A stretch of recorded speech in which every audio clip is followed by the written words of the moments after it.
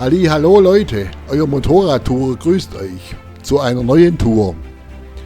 Ja, eigentlich hatten wir ja vor, nach Slowenien und Kärnten zu fahren, aber da ist ein sehr schweres Unwetter runtergekommen und ein Großteil der Straßen sind gesperrt, sodass wir letzte Woche noch die Tour umstellen mussten und jetzt Richtung Frankreich fahren. Also alles kein gutes Omen. Und beim ersten Treffpunkt in Singen-Hohenwil, da ging es schon weiter. Mit einer wirklich ordentlichen Panne an einer Yamaha mit Kette. Und zwar wurde da 2 Tage zuvor noch ein neuer Reifen montiert und wohl der Kettenspanner falsch montiert. Seht die Bilder und da könnt ihr euch euer Bild dazu machen. Das war wirklich eine ganz gefährliche Sache und wir konnten so definitiv nicht weiterfahren. Und haben dann in Singen-Hohenwil einen sehr freundlichen Monteur gefunden, der uns dies vor Ort richtete, sodass wenigstens weitergefahren werden konnte. Der neue Ablauf war dann eigentlich ganz einfach.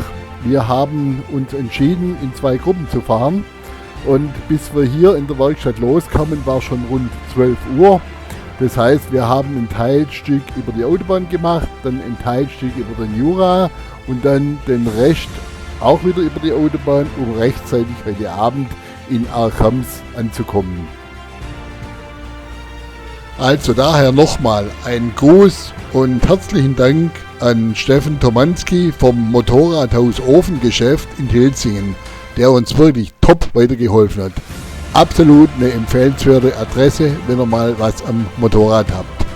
So, und jetzt geht auch unsere Tour los. Viel Spaß beim Anschauen. Ich muss sagen, was sie da wieder zusammengeplant haben, das ist ja alles einwandfrei.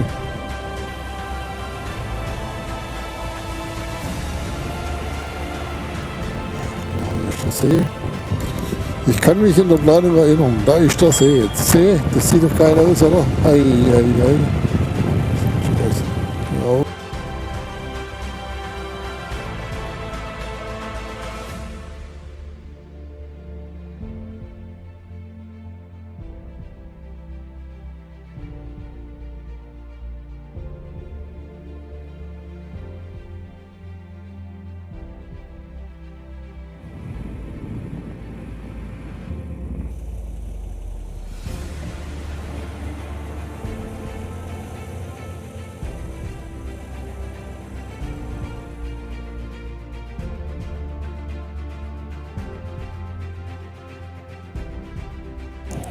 Neustadt, guck dir mal das an, einwandfrei, oder? Das ist das super.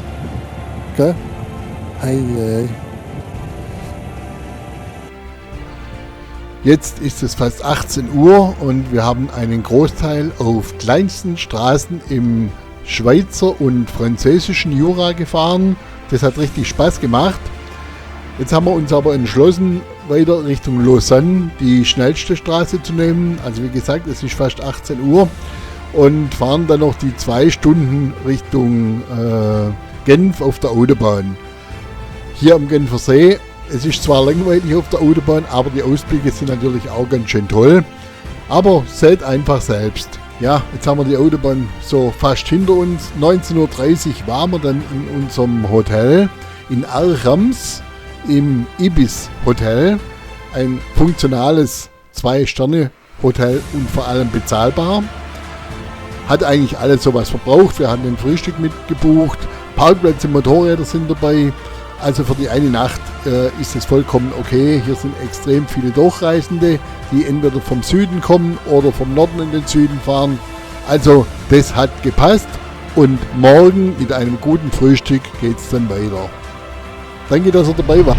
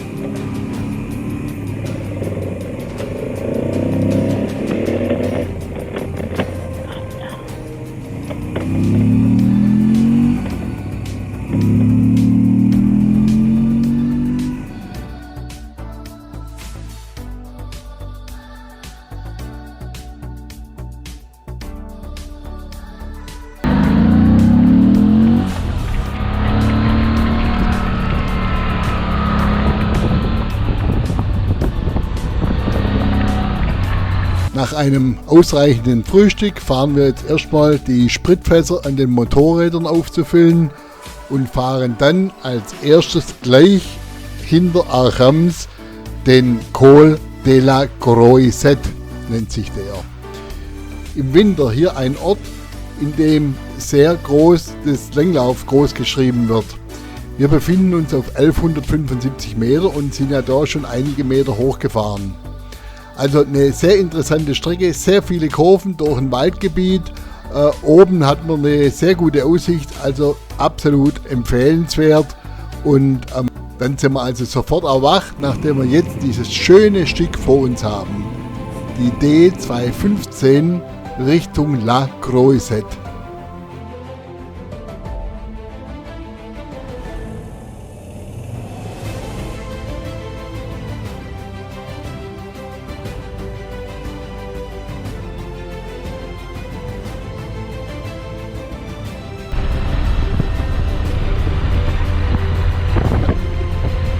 Guck mal das an. Hey, diese Aufnahmen, du. Wunderbar, die Aufnahme, wunderbar.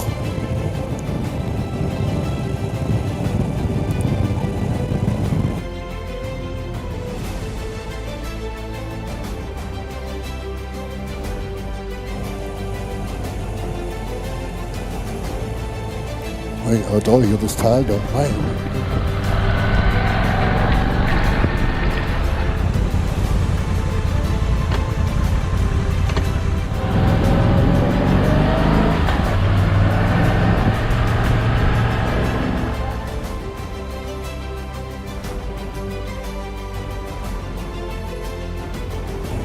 Oh, du kannst ja vorbeigucken, aber bei dem sehe ich halt einfach nicht vor. Das ist einfach scheiße.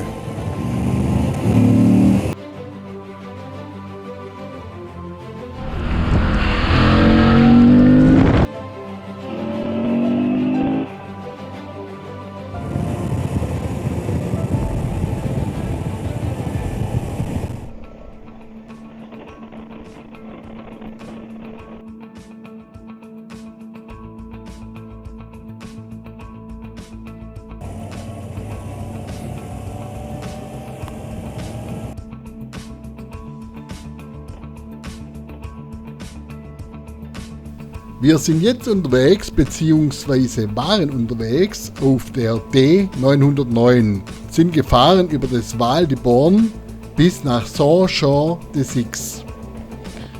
Weiter ging es dann in das Wintersportörtli La Clusaz. Irre, was da für ein Verkehr war, wirklich, absolut irre. Und jetzt fahren wir weiter zum Col de Aravis und hoffen, dass wir da etwas weniger Verkehr haben. Also, weiterhin viel Spaß beim Ansehen.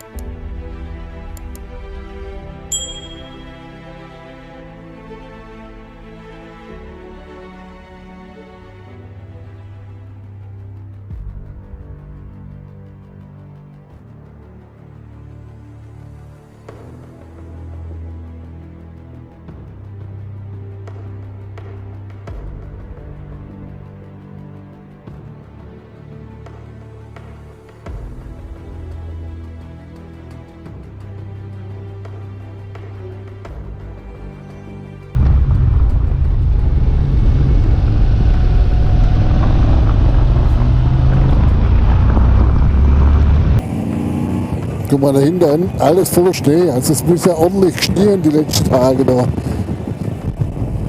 Und hier auch Wohnmobilsiedlung. Hei, hei, hei, hei.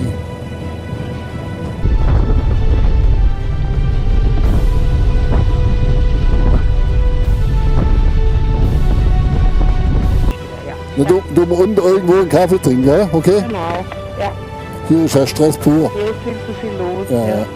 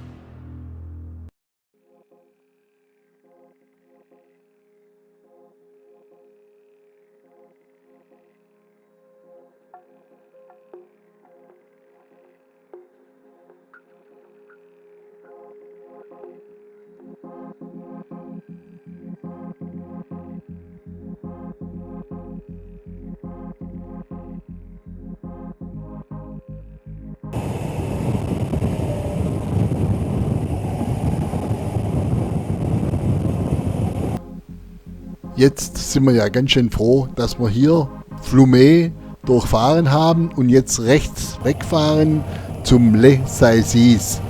Endlich wird der Verkehr deutlich weniger und wir werden jetzt mal suchen, wo wir Mittagessen können, damit wir frisch gestärkt weiterfahren können.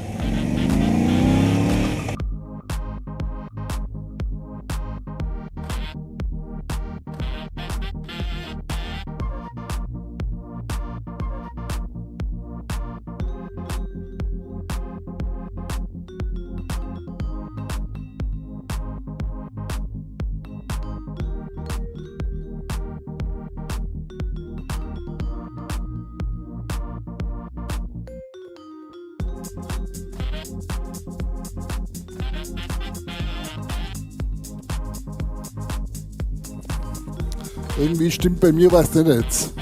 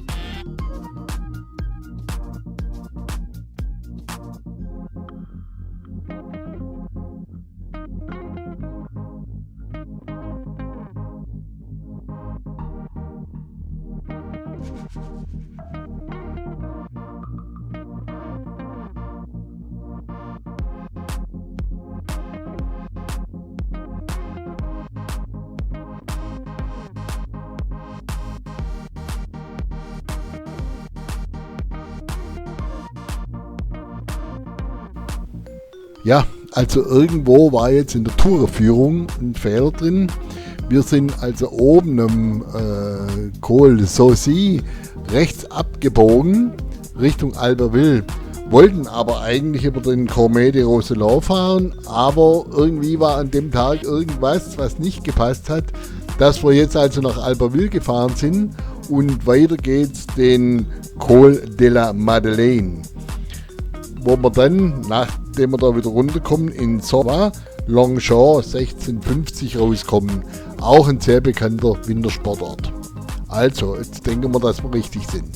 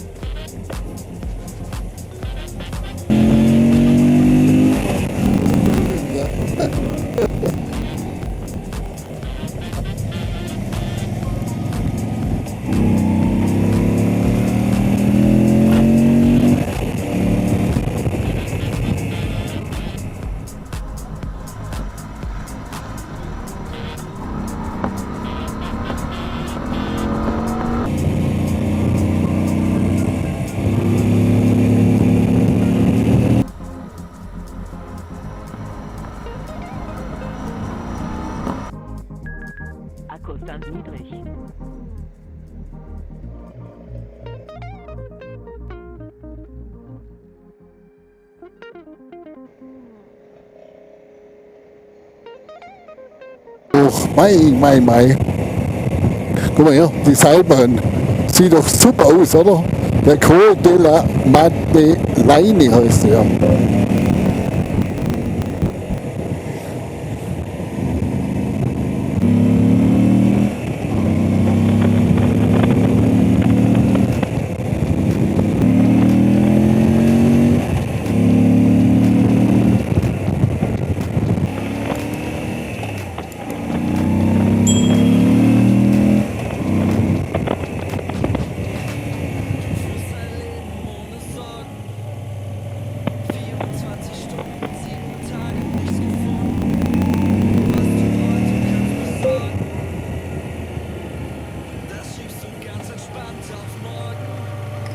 Ich hab ne Weile gebraucht, um zu verstehen, dass die Zeit reif ist, um jetzt zu gehen.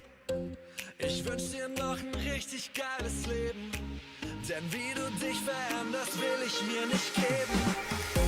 Ich wünsch dir noch ein geiles Leben. Jetzt haben wir also den Col de la Madeleine erreicht. 1993 Meter hoch. Auf dem Schild hier oben, auf dem Passschild, steht exakt 2000 Meter. Da haben sie wohl ein bisschen geschwindelt. Aber ja, er ist ganz einfach zu fahren, auch ohne große Erfahrung kann man da wirklich rauf und runter fahren. Breite Straßen und ein Ausblick. Das seht ihr ja auf den Aufnahmen selbst. Also wirklich wunderschön und die Mitfahrer hatten recht, wir waren hier schon mal. Aber ich habe irgendwie den Stein verpeilt da oben, der da links stand, kurz vorm Schild.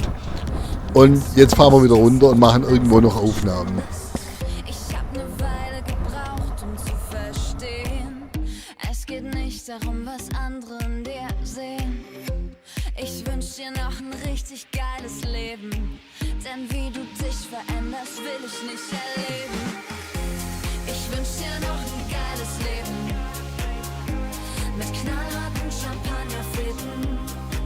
Mit Fame, viel Geld, dicken Villen und Sonnenbrillen. Ich seh doch ganz genau, dass du eigentlich was anderes willst. Ich wünsch dir noch ein geiles Leben. Ab jetzt wird es mir besser gehen. Vergiss den Fame, all die Villen und die Sonnenbrillen. Ich fühl jetzt ganz genau, dass ich das zu meinem Glück nicht brauch. Das wird die Zeit meines Lebens. Und niemand ist mehr dagegen. Das hab ich für mich erkannt. Und deine Bilder hab ich endlich verbrannt. Nach einem zünftigen Mittagessen nach dem Col de la Madeleine fahren wir jetzt weiter die D213 nach Le Chambre. Das ist jetzt die nächste größere Ortschaft, wenn wir durchkommen. Dann nehmen wir mal Kurs auf Saint-Michel-du-Maurienne und fahren da dann die D902 Richtung Valois.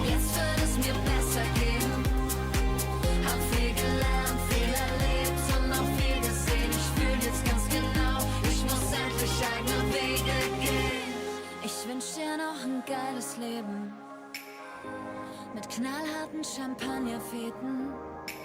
Mit Fame, viel Geld, dicken Villen und Sonnenbrillen. Ich seh doch ganz genau, dass du eigentlich was anderes willst.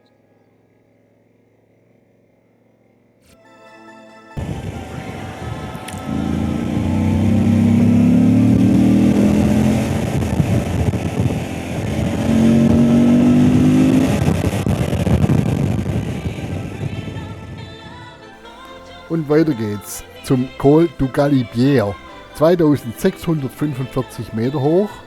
Und wenn wir dann runterfahren, dann kommt der zweite Pass, der Col du Lautaret. Und dann fahren wir weiter nach Briançon ins Hotel.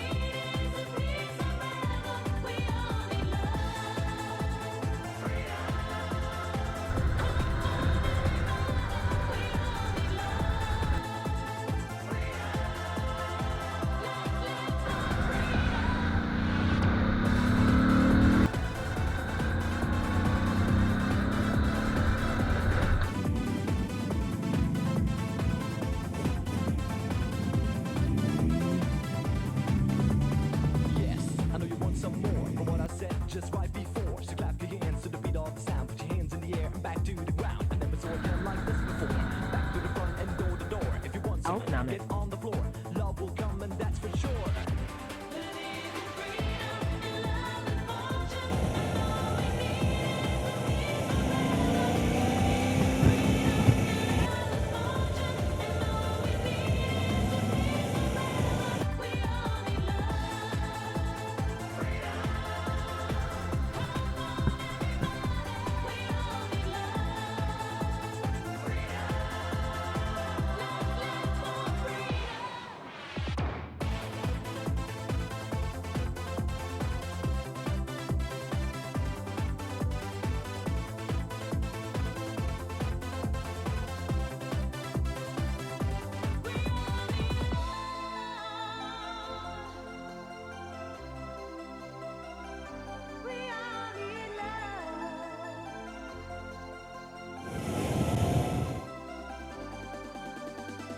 Scream it out of your soul. Try to escape and get out of control. Get out of control and save your soul. Stop this violence, say no, no, no.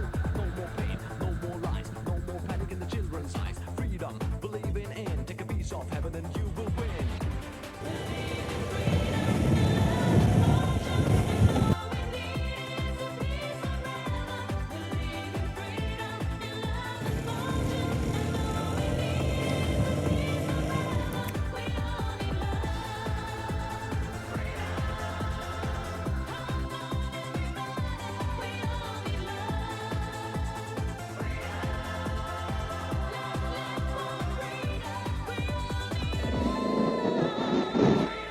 Aufnahme.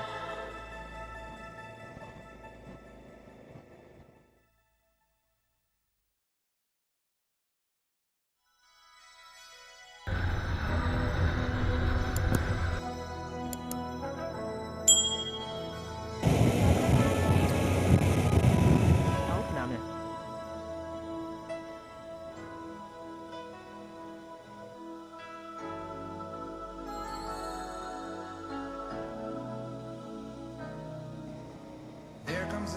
Das war ja jetzt wirklich ein sehr schöner Tag mit vielen wunderbaren Pässen bei einem wunderbaren Wetter.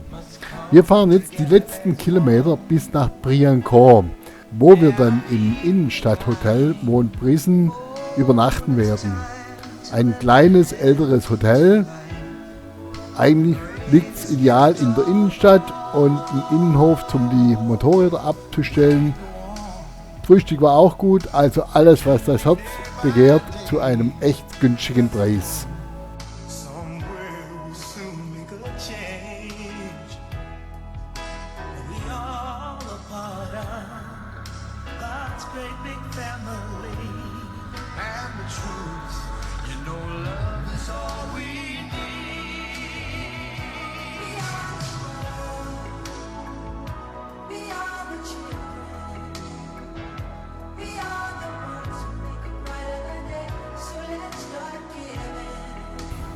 Hallo, liebe Leute, neuer Tag, neues Glück. Ja, das Glück war uns in dieser Tour nicht so hold. Das heißt, wir haben eine Änderung der Tour bekommen, da wir am Samstag bereits wieder in Deutschland sein müssen. Also haben wir uns jetzt das angeschaut, wie wir von Briançon fahren. Wir haben zwei Möglichkeiten und fahren dann über den Mont-Cenis und den Iseran ins Aostatal. Sind wir gleich voll in der Schweiz, oder wir fahren jetzt zurück auf der Autobahn und über Mailand und fahren dann runter dieses Val Vagazzo in Domostola. Für das haben wir uns auch entschieden. Also das heißt, jetzt müssen wir halt mal zügig Kilometer machen und dann geht's auf Landstraße. Mal gucken, was das heute so wird.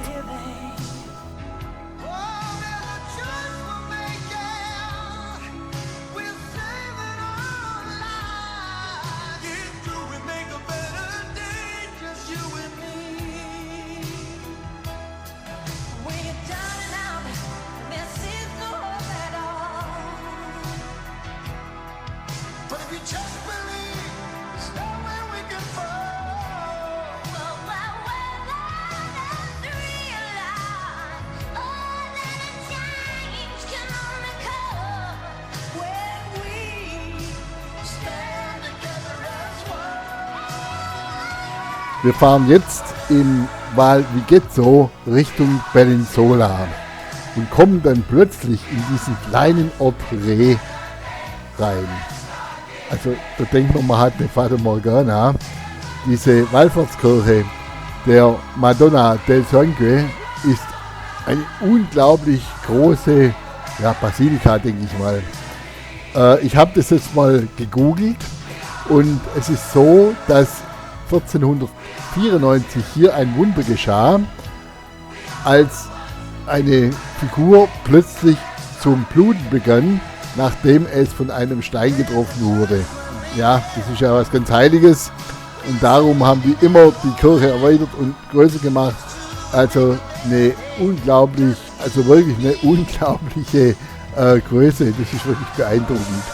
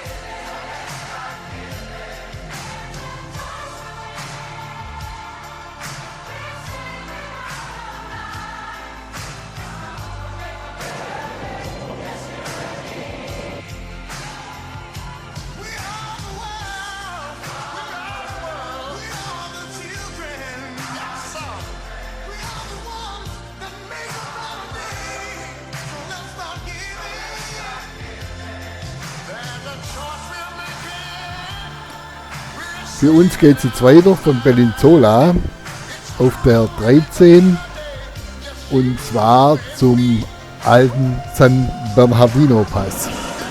Über den wollen wir fahren, um dann weiterzukommen nach Splügen. Und das war jetzt gar nicht so einfach, heute Abend noch ein Hotel zu finden für uns drei, wo wir da übernachten können. Wir haben jetzt aber in der Schweiz was gefunden Richtung Andermatt und da fahren wir dann nachher hin, was ganz Kleines, aber für eine Nacht geht es. Und dann müssen wir mal morgen sehen, wie wir dann zurückfahren.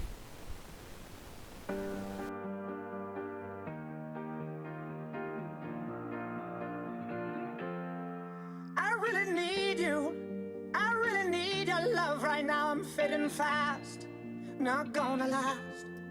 I'm really stupid. I'm burning up. I'm going down. I'm in it bad. Don't even ask. When I find myself in the middle, in the middle, in the middle, could you love me more? Just a little, just a little. Overcomplicate, but it's simple, but it's simple, but it's simple. When you love me more, just a little. So tell me now, when every star falls from the sky and every last heart in the world breaks. Oh, hold me now. When every ship is going down, I don't feel nothing when I hear you say it's gonna be okay. okay. It's gonna be okay. It's gonna be okay. I'm really sorry. Sorry I dragged you into this. I overthink. That's all it is. The way you love me. The way you love me till the end. The way you love me. Oh yeah, it makes me king again. When I find myself in the middle, in the middle, in the middle. Could you love me more, just a little, just a little? Overcomplicate, but it's simple, but it's simple, but it's simple. When you love me more, just a little. So tell me now, when every star falls from the sky and every last heart in the world breaks. Oh, hold me now. When every ship is going down, I don't fear nothing when I hear you say, it's gonna be okay. It's gonna be okay. It's gonna be okay. It's gonna be okay. It's gonna be okay. It's gonna be okay. It's gonna be okay. It's gonna be okay. It's gonna be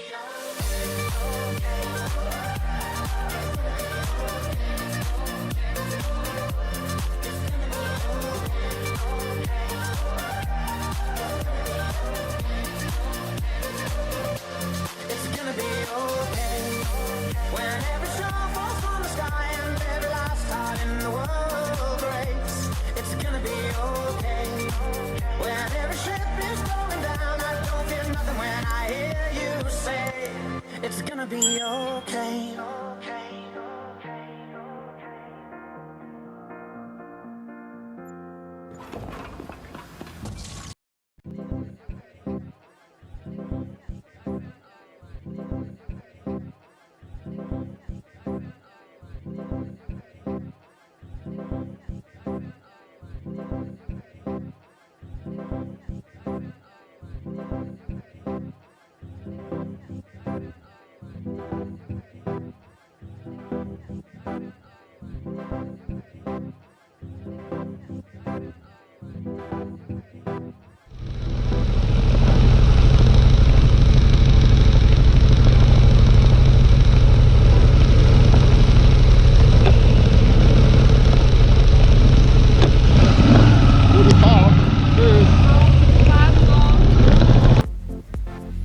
Ja, heute ist Freitag und die Heimreise ist gestartet.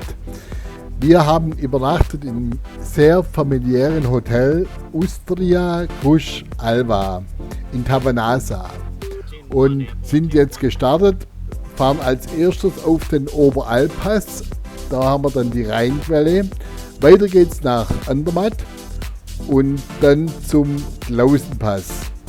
Dann werden wir Richtung Bodensee fahren, Richtung Bregenz und von da aus werden wir uns trennen und ich werde meine Heimreise antreten, dass ich so gegen 17 Uhr, wenn alles gut läuft, heute zu Hause bin. Also, wem es Spaß macht, bleibt dran und für die anderen auch okay. Ja, Johannes, am Abend, heller Morgen schon zur Aussicht, du, super.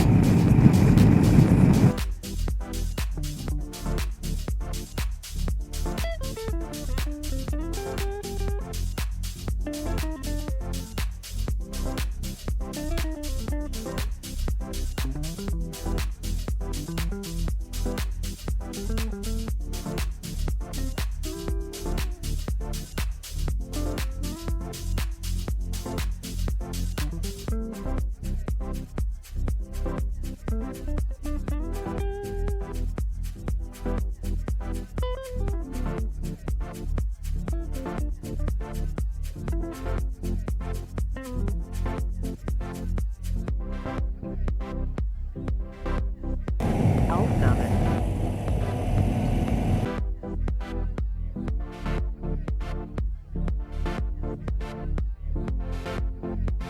Scene 1, Apple, take 2.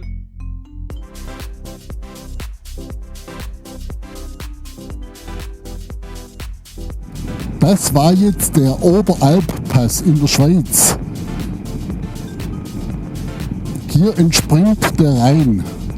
Und an der Rheinquelle, da waren wir gerade. Und jetzt fahren wir runter nach Andermatt. Schau mal, das Panorama in der Schweiz bei dem Wetter, das ist nicht, also das ist einfach toll anzusehen.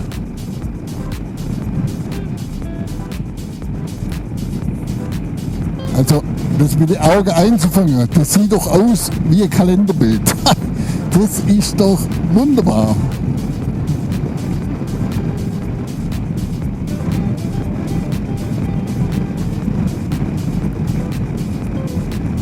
Jetzt sind wir im Kanton Uri.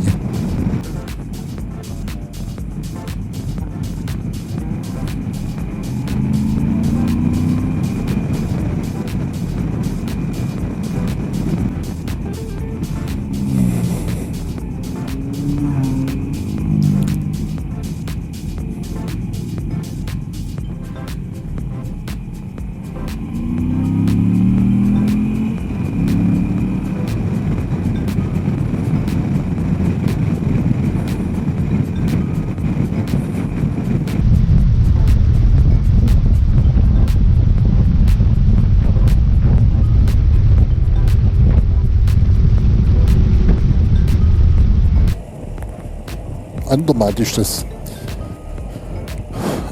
Andermatt.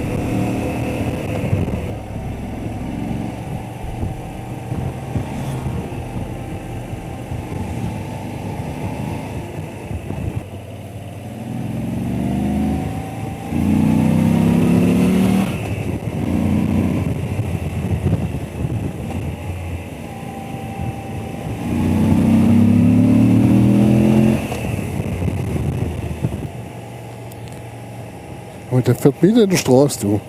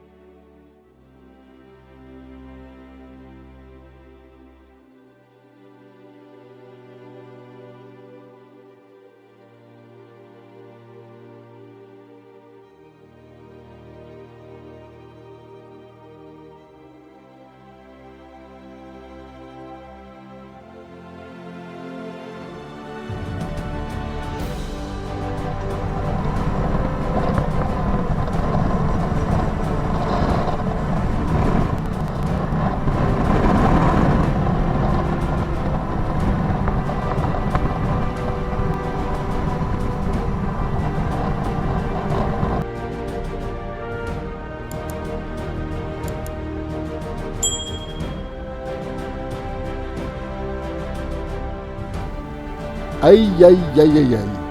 Was für ein geiler Tag. Schon heute Morgen die Überfahrt des Oberalppasses überragend. Noch besser hat mir gefallen dann die Überfahrt des Klausenpasses. Da war ich noch gar nie, aber der ist absolut empfehlenswert. Nicht schwierig zu fahren, genauso wenig wie der Oberalppass. Also für alle Fahrkönnen geeignet. Hat mir wirklich super gut gefallen bei diesem schönen Wetter. Wir sind jetzt runtergefahren und machen jetzt noch einen kleinen Mittagshalt am Tödi Grill am UNESCO-Welterbe in Sardona. Dann geht es zurück, die 80-100 Kilometer bis nach Bregenz und dann teilen wir uns auf und dann geht es per Eilboden bzw. per Autobahn nach Hause. Also wieder ein wunderbarer Tag. Die Tour selber war anspruchsvoll, weil es halt doch sehr viele Kilometer waren. Aber wie gesagt, es sind zwei Sachen dazwischen gekommen, das wussten wir vorher nicht. Ja, ich war jetzt froh, dass wir hier gefahren sind und dass alle wieder gut nach Hause gekommen sind und auch auf der Tour nichts passiert ist. Alles einwandfrei, genau wie es sein soll. Also, danke, dass ihr dabei wart. Bis zum nächsten Mal. Euer Motorradtourer.